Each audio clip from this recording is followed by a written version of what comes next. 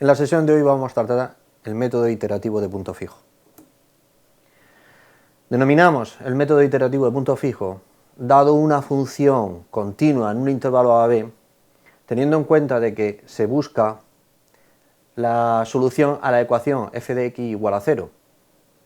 Pues si conseguimos reemplazar la ecuación f de x igual a 0 por otra de la forma x igual a g de x, entonces, si alfa es raíz de ambas, se cumplirá si y solo si es un punto fijo de g, que satisface la ecuación alfa igual a g de alfa. Veamos eso, que es el método de punto fijo, cómo se traduce en un teorema. Consideremos g una función que va del intervalo AB al intervalo AB, continua y derivable, con la condición de que la derivada de g está acotada, lo que se denomina condición lipschitziana, por un valor menor que 1, para todo x perteneciente al intervalo. Y, dado un punto inicial, x sub 0 dentro del intervalo, si nosotros generamos la sucesión, como ahí estamos viendo, x sub n igual a g de x sub n menos 1, esa sucesión es convergente, de tal modo que el límite de la sucesión es la raíz de la ecuación x igual a g de x. Este es el teorema que nos permitirá utilizar la iteración de punto fijo, la que hemos visto con anterioridad del procedimiento. Vamos a verlo. ¿Qué es lo que tenemos que hacer? El procedimiento que nosotros trabajamos.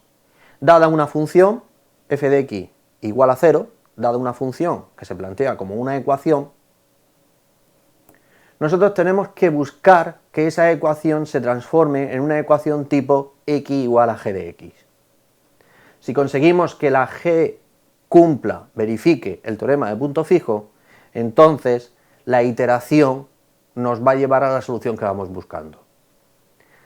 Para verificar que cumple el teorema de punto fijo tenemos que comprobar que g es continua en el intervalo AB, donde está el 0, donde estamos buscándolo, que se cumple de que g está incluido dentro del intervalo y que además se cumple la condición lipschitziana, es decir, que la derivada esté acotada dentro del intervalo. Ese es el procedimiento que tenemos que hallar para aplicar el teorema de punto fijo. Veámoslo en resolver esta ecuación. Ahí tenemos una ecuación donde f de x es la función x igual a e elevado a menos x. Por un lado podemos ver, considerando esa ecuación, que es, utilizando el Wolfram alfa por ejemplo, es una ecuación continua, no hay problema, es una expresión de exponencial más una suma de polinómica, es una función continua, es derivable, pero ya esto nos dice por dónde anda el 0. Podemos ver allí por esa gráfica que el 0 nos ronda entre 0 y 1 en ese intervalo. Por lo tanto tenemos que tratar de resolver esa ecuación sabiendo, por un lado, que es continua, es una función continua, y que el 0 está en el intervalo 0, 1.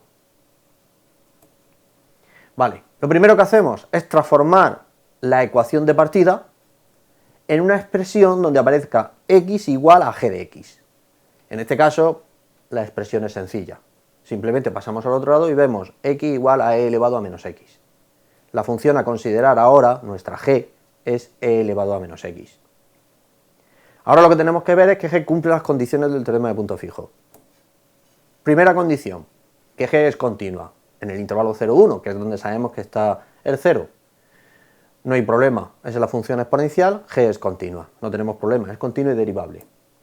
Segundo, que la función está incluida, que el dominio de la función está incluido en su imagen, en el intervalo 0, 1. Si calculamos la derivada, sabemos que la función es continua, no hay problema, y además vemos que mantiene el signo. Por lo tanto, nos dice, en el intervalo 0, 1, la función g es decreciente estrictamente. El teorema de Bolzano-Weierstrass nos dice que al ser una función continua, decreciente estrictamente, tiene sus máximos en los extremos. Es decir, si calculamos g de 0 y g de 1, nos dan los valores más grande o más pequeño que se encuentren dentro que se encuentran toda la función, todos los valores de la función. Y como vemos que g de 0 y g de 1, por una simple observación, están en el intervalo 0, 1, se verifica que se cumple. Cuidado con esta demostración, con este tipo de demostración así. Lo podemos hacer para una función que sea estrictamente decreciente o creciente. Ahí sí que podemos aplicarlo, si no habría que hacerlo de otra manera. Lo segundo es comprobar la propiedad lipschitziana, es decir, que la derivada está acotada, con un valor menor que 1. Pero del mismo modo, podemos ver que si utilizamos la segunda derivada, que es la que nos habla de la primera derivada, también es estrictamente creciente, en este caso es creciente al cambiar el signo. Es una función estrictamente creciente en el intervalo, por lo tanto obtiene sus valores máximos y mínimos en el intervalo. Aquí hay una obviedad, mira, si sustituimos por el valor 0 nos da 1, que es interno al intervalo, y a nosotros nos interesa que esté dentro del intervalo 0, 1, o sea que el valor esté comprendido entre 0 y 1, con lo cual no nos sirve coger el 0, 1, habría que coger el intervalo 0.0 algo, 1, así no nos daría exactamente el valor 1 en la sustitución, porque cumple las condiciones, al ser estrictamente creciente, cumple las condiciones del teorema de Weierstrass, y lo único que hay que coger es sustituir en sus extremos. Cogiendo 0,09, por ejemplo, se repetirían todo lo que hemos dicho anteriormente y ya nos cumple la condición de la k.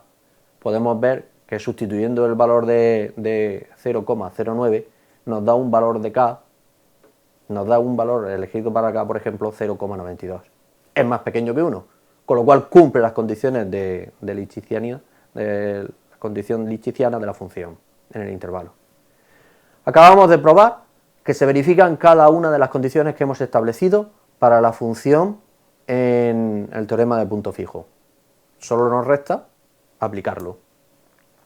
Elegimos un punto, por ejemplo 0,1.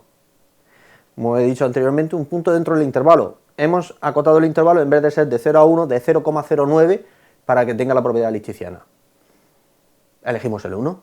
Si yo sustituyo, y ahora sustituyo la función, calculo cuánto es e elevado a menos 1, me da 0,36. Si ahora vuelvo a sustituir cuánto vale g, el 0,36 que me da, lo sustituyo en g, me da 0,69. Si vuelvo a sustituirlo 0,5, si vuelvo a sustituirlo 0,6, si vuelvo a hacer sustituciones, voy creando una sucesión de puntos, sustituyéndolos. Y esa sucesión de puntos cada vez veo que se van acercando más al punto que voy buscando, a la solución. De hecho, en la número 20 me daría 0,567157, que tiene un valor exacto de la raíz que voy buscando con un error de 10 elevado a menos 4. O sea, tenemos prácticamente 4 cifras decimales exactas del número que vamos buscando. Este sería el procedimiento de iteración de punto fijo. Aquí solo nos restaría ver por qué tardamos 20 valores en conseguir la solución, por qué es tan lento este procedimiento.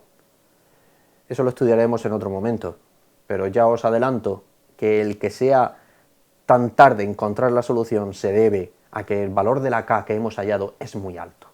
Cuanto más bajo sea el valor de la k, este resultado aparecería mucho antes.